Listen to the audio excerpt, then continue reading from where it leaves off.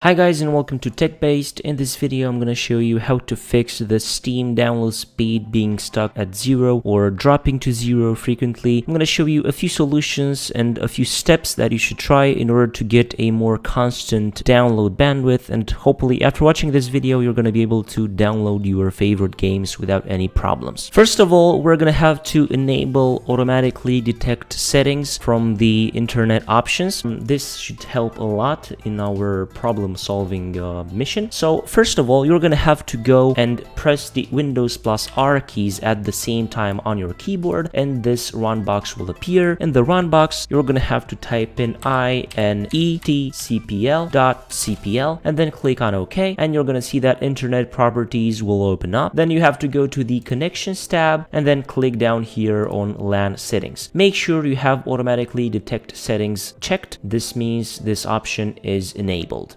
Another cause for the download speed dropping to 0 would be the disk usage. If your disk usage is very high, the download speed will drop down to prioritize the disk being used. So you're going to have to right click on the taskbar and click on Task Manager and look and see if your disk is used a lot. In my case it isn't, but I'm going to show you how to fix the most common thing that causes the disk to be very used, and that is Windows updates. We're going to disable Windows updates, and like that we won't have a very high disk usage, and hopefully we're going to be able to download Steam games without problems. We're going to use again the combination Windows plus R, and this time we're going to type in here services.msc and then click on OK. Here just go and click on W and you're gonna find down a bit Windows Update. Right click on Windows Update, click on Properties, and then go on Startup Type and click on Disabled and click on OK. So this is how you disable Windows Updates, and this is how you fix the most common cause to the disk being high used, and like that we should fix our Steam software also. We could also try to reset the internet settings for Steam, and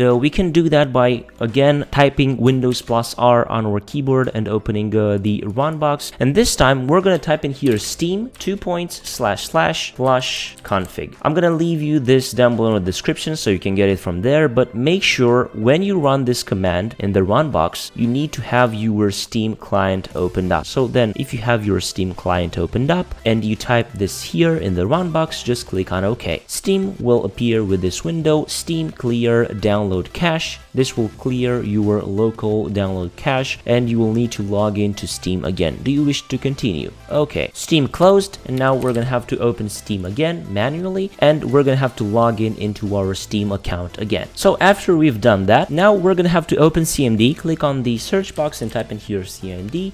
Right click on CMD, click on Run as Administrator, user account control will pop up, just click on yes, and in CMD we're gonna have to type in ipconfig //DNS. I'm gonna leave you this command in the description down below as well, so just press enter and you're gonna see that Windows IP configuration successfully flushed the DNS resolver cache. In between showing you these options or these solutions to the problem, just check to see if the Steam download speed is fixed, and maybe if it is fixed from the solutions that I've showed you, you don't have to do the rest. But if not, make sure to stay in this video because I'm gonna show you another few solutions. Another thing that we should do is disabling the Diagnostics tracking service. So to do that, we're gonna have to open CMD. Just click on Windows or on the search box and type in here CMD. Right click on CMD and click on Run as Administrator. Once again, in the command prompt, we're gonna have to type in this command sc stop DiagTrack. Of course, it will be in the description down below, so don't worry about that. Press enter, and then we're gonna have to enter in this command sc delete DiagTrack, and then press enter, and of course this will completely delete the Diagnostics tracking service. Now we can exit out of control panel, but we're gonna have to delete some registries or some entries from the task scheduler. So again, we're gonna have to press the Windows plus R keys at the same time to open up the run box,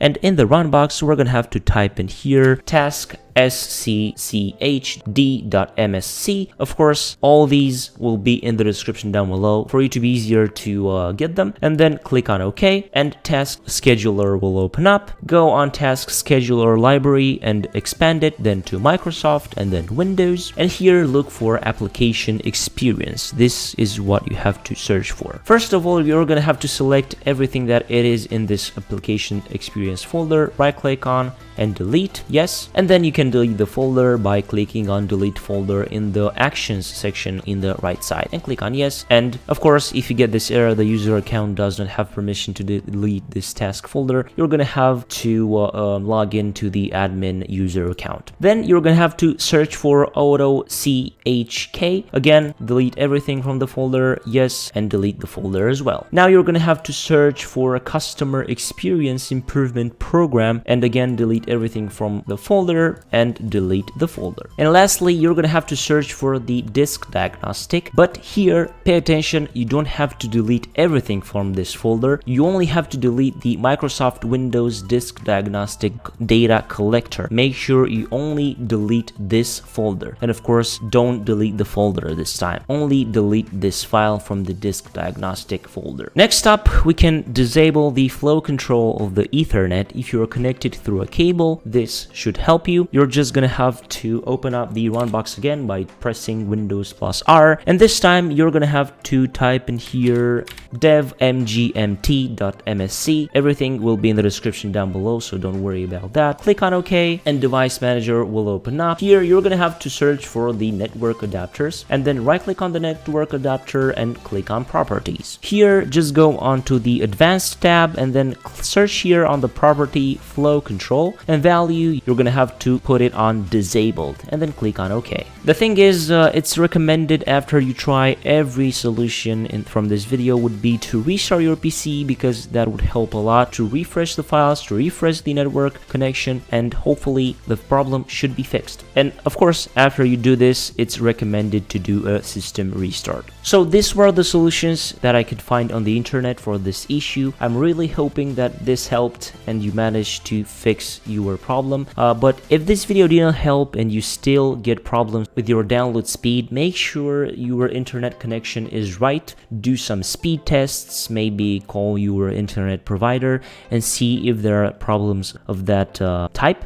Check downloads from other places, maybe from the browser, maybe from torrents, and see if the download speed has problems there, because if it has problems there, it could be a general problem. So this video is not useful if you have a problem with your internet connection. But I'm hoping that this video helped you. If it was useful, don't forget to leave a like on this video, subscribe to the channel for more videos like this. Make sure to click that bell icon to be notified when I post the next video. Until next time, have a nice day.